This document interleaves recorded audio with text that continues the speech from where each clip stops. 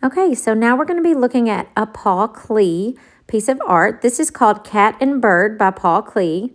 I love how he uses line to create these shapes and then our color on top to create this cat. Now, the first thing you've got to do, of course, is put your name on your paper. Don't forget your class code, then flip over.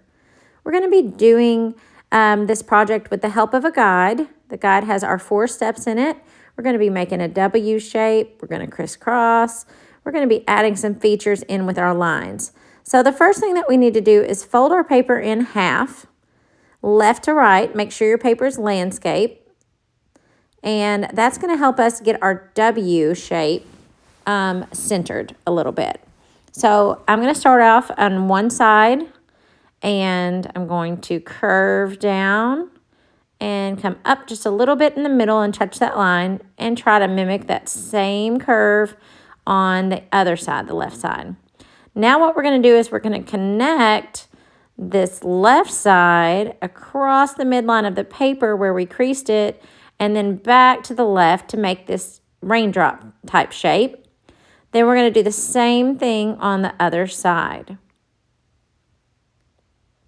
Now, you can leave it like that, but I noticed that mine is unbalanced, and I want to make it a little bit more balanced. Now, if you look at Paul Klee's, his is not exactly perfectly balanced, but that just kind of bothered me. So I'm just kind of connecting this and making sure that it's equal on each side.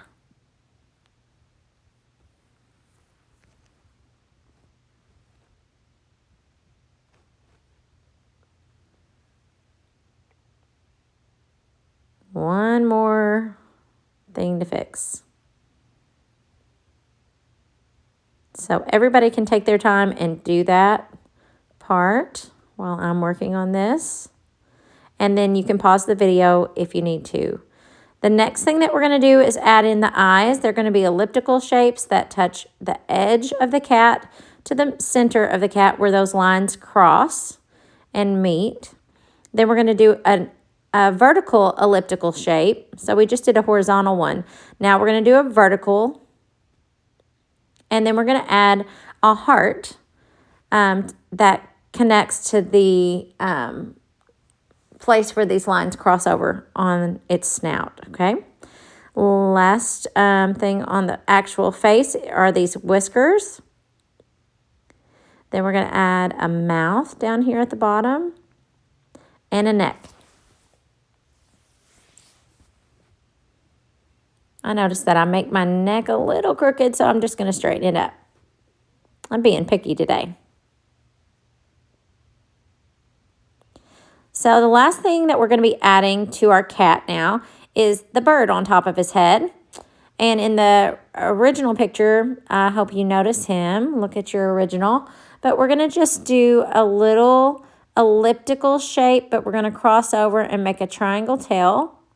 And then make a little small oval for the head with a little triangle for the nose or the beak. And then a circle for the moon. Or the sun, depending on what you want to call it. Then an upside down V for the legs of the bird that's stretching on top of the cat's head. All right, so next thing we're going to do is add this beautiful color with chalk pastels. They're very messy, so you're going to need to stop and get an apron on. Now the next part, we're going to be adding our color. Now you're going to need to either get a rag or a paper towel or something, tissue, so that you can do this next part. We're going to be getting out some very, very messy chalk. Now you're going to have to dust them off even to see what colors they are. So here I'm dusting off a color, and I really should just lay that color on top of that dust mark that we made so that I can keep track of them. In a second, I'm going to line that out. So you all go on, and when you're dusting these off, just keep track of what's what. You can share these at your table. Just one bag of the warm colors, so that's your reds, oranges, yellows, and includes some pinks. And then also a bag of cool colors, so that's your purples, greens, and blues. But just kind of figure out what colors you'd like to use and either use warm colors like I'm going to do on the cat and bird, and then cool colors in the background, or use cool colors on the cat, warm colors in the background. That will keep this from getting messed up by the blending ending up creating mucky colors. So what I want you to do is just take a chalk and outline a little bit of a section that you're wanting to color. So I have outlined this right side of the cat's nose, and I am just going to kind of scribble in some color. I do not have to fill this in as though I was coloring with a wax crayon, because as you're going to see, you're going to have some dust that happens and it's on your fingers. So we're going to be smearing that dust around here in just a second. So I'm going to go on and add another color beside that that's analogous. So right now I feel like I've got a red orange and then a regular orange, and then I'm going to do a light orange next to that. So I'm going to outline whenever I get to those pencil lines and close that shape in. Now I'm going to take a finger, wipe it off, and then I'm going to do little tiny circles with very light pressure. I'm going to just circle, circle, circle, rub these things in, and especially whenever I get to blending the colors together, I'm just going to rub them very easily. Then I'm going to switch fingers to another clean finger, do that next color, rub over where they meet, and then switch colors, switch fingers to rub in that last color, excuse me. Okay, now, if you rub this, it's going to smear.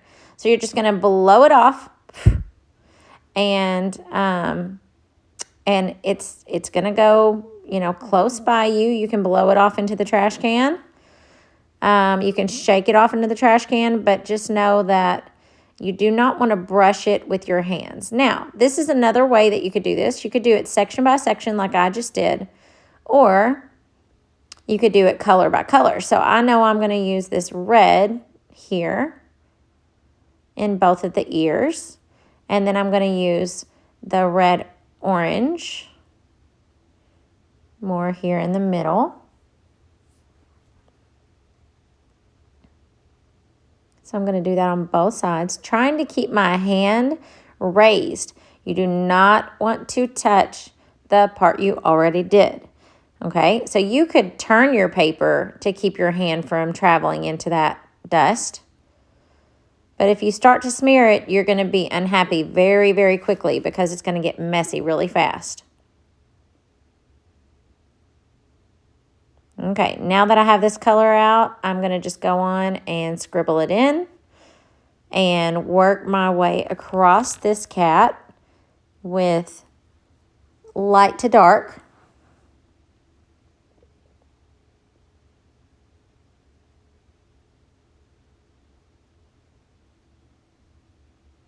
And these warm colors, these oranges, red shades. I chose this because that's really close to what Paul Klee looks like he used. And he did use a pastel. So now I'm going to use my finger to blend shortly here after I get all of these shapes outlined and colors filled in. And in places that I'm using white, I am going to use a white pastel. So you're going to have to search a little bit to find those because they are dusty and they may look like they are another color. But as you rub them off, you may find that they are white. And if you find one and could share with another table, that would be great.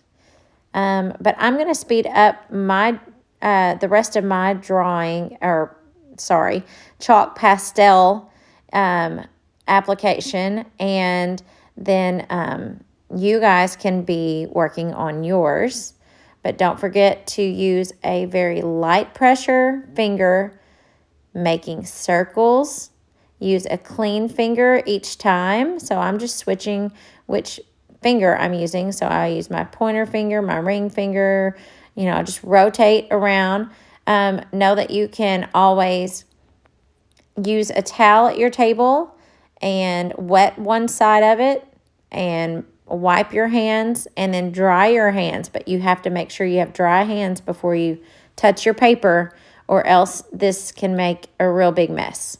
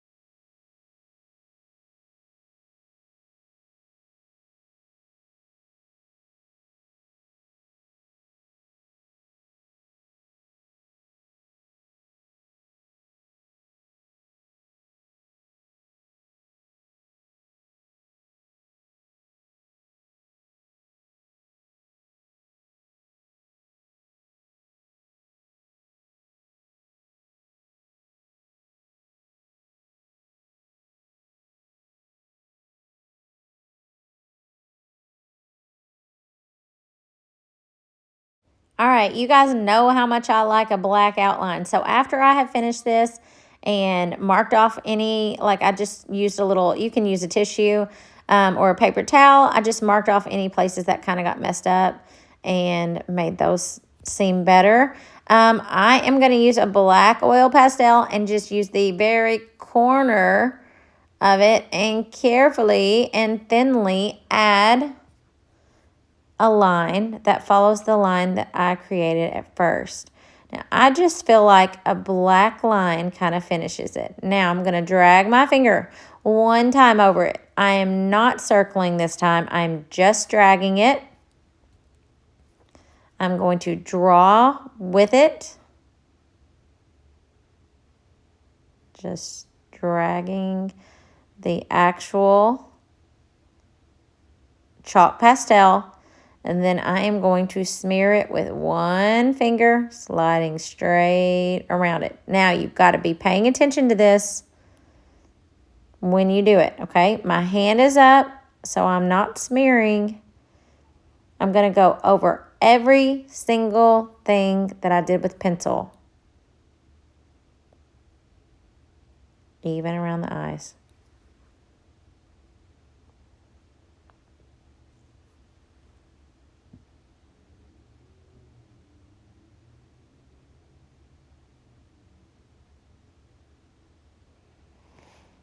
So now I'm just kind of sliding around here and even doing the bird.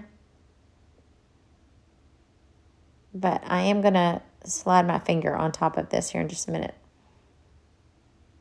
So sometimes I change the way I do things. So originally I was drawing the line and then smearing it right away. And then I decided just to start drawing all of them and then going back to smear.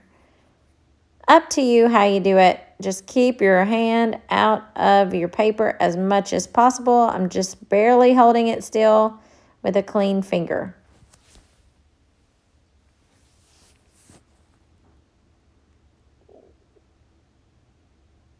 Okay, now I'm going to slide and take this finger around the edge.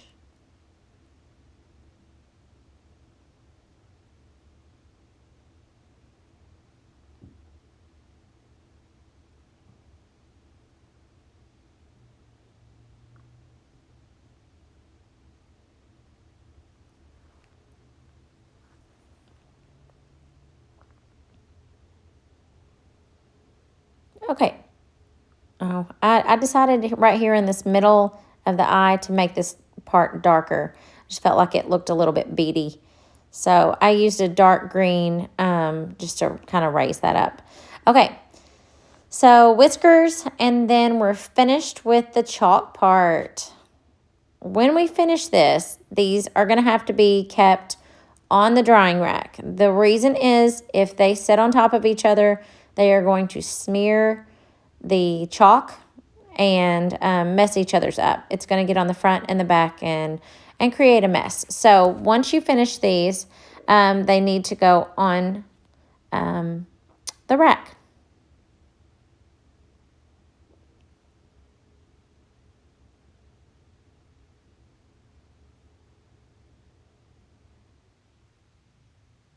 Just kind of tidying up some of this. You can always take a little tissue, like I said. I forgot to do these little legs.